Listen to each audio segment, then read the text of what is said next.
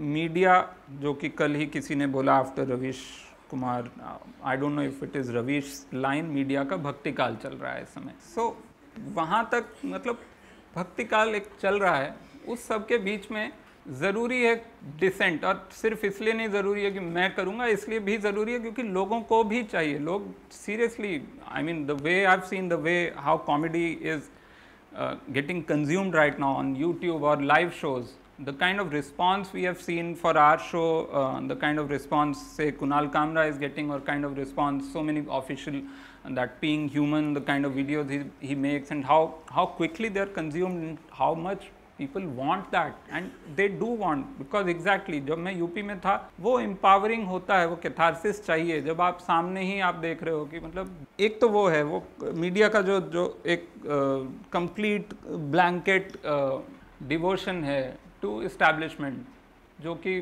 मतलब 2000 के नोट में वो अभी तक चिप लेके वो लोग सोच रहे हैं कि आएगा, खड़े हुए हैं वो। आई एम श्योर वो डेली वो आज तक वाले बाहर घर के बाहर जाके ऐसे ढूंढते हैं कि सिग्नल आ रहा है क्या, कि चला दें, हो सकता है हो। इस सब के बीच में who is going to document these times if they are not doing?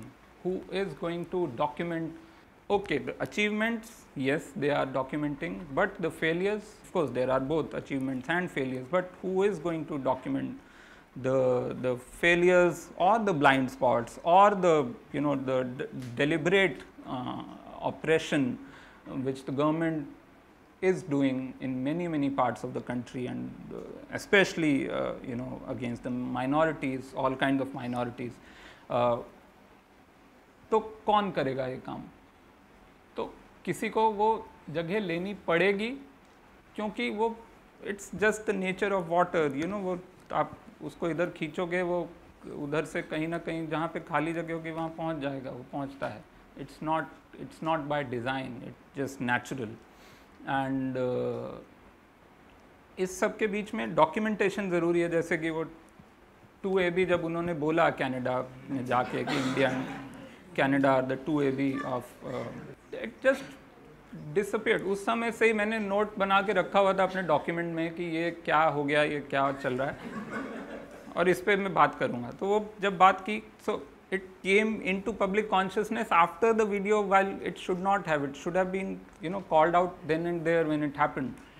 In fact वहीं मतलब सामने से कोई जनता में से किसी को खड़े होकर बोलना चाहिए था कि भाई क्या क्या नहीं, वहाँ जनता तो खैर काफ़ी मुग्ध थी।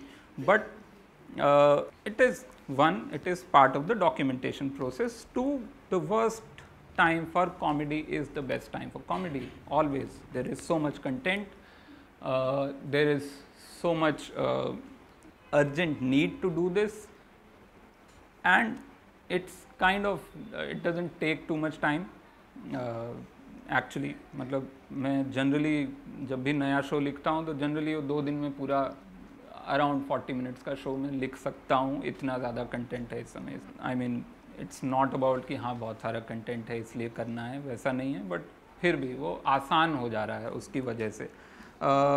Also why comedy important now? The most important point is the dialogue has broken between the two sides right now, and I genuinely believe that no matter how far somebody is on what side, the dialogue should be there.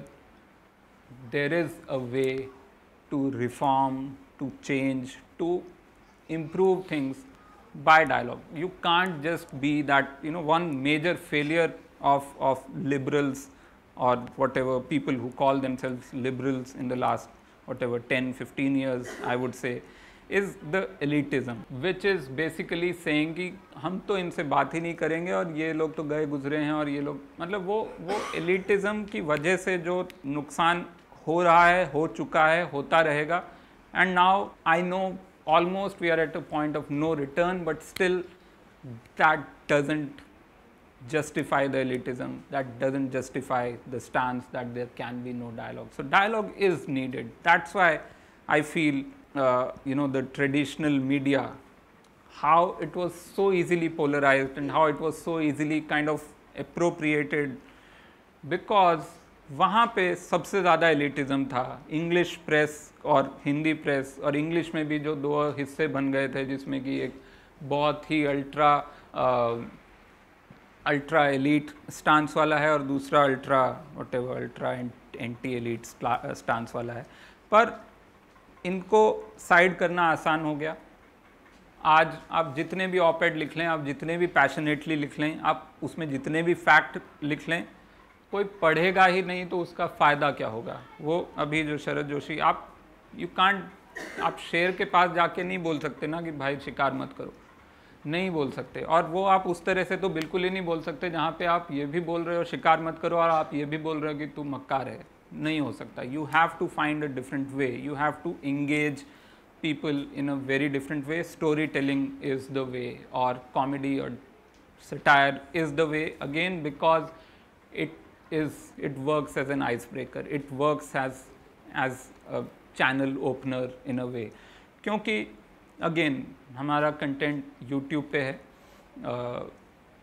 ठीक है, आप ticket नहीं खरीदेंगे, आप show देखने नहीं आएंगे, ठीक है, I am perfectly fine with that kind of model, where at least you consume stuff which is being created by whatever the dissenters.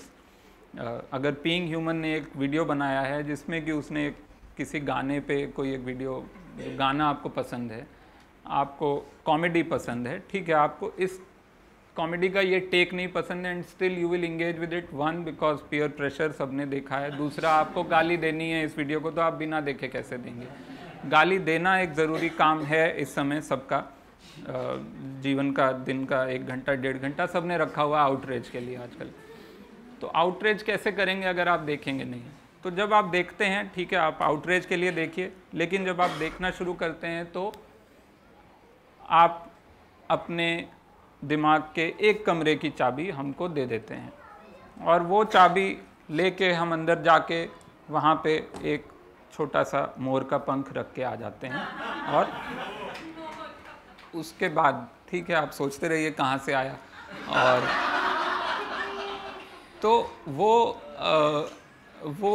ज़रूरी है, वो डायलॉग ज़रूरी है, और वो डायलॉग कॉमेडी से बनता है। डिसेंट, आप उसको डिसेंट बोल के इग्नोर या वो कर सकते हैं, लेकिन कॉमेडी जैसे ही वो कॉमेडी की शक्ल में आता है तो आप कुछ नहीं कर सकते। आप मजबूर हैं इस समय, आपके हाथ में फ़ोन है, मुफ्त इंटरनेट है, खाली टाइम है और आउटरीच करना है। ये सारे के सारे फैक्टर्स मैं आपको बता भी दूं ये सीक्रेट कि भाई मैं आ रहा हूं और मैं इंगेज ही करने आ रहा हूं, और कुछ तो आपको हो जाएगा इसके बाद, लेकिन आप फिर भी देखेंगे। तो वो है।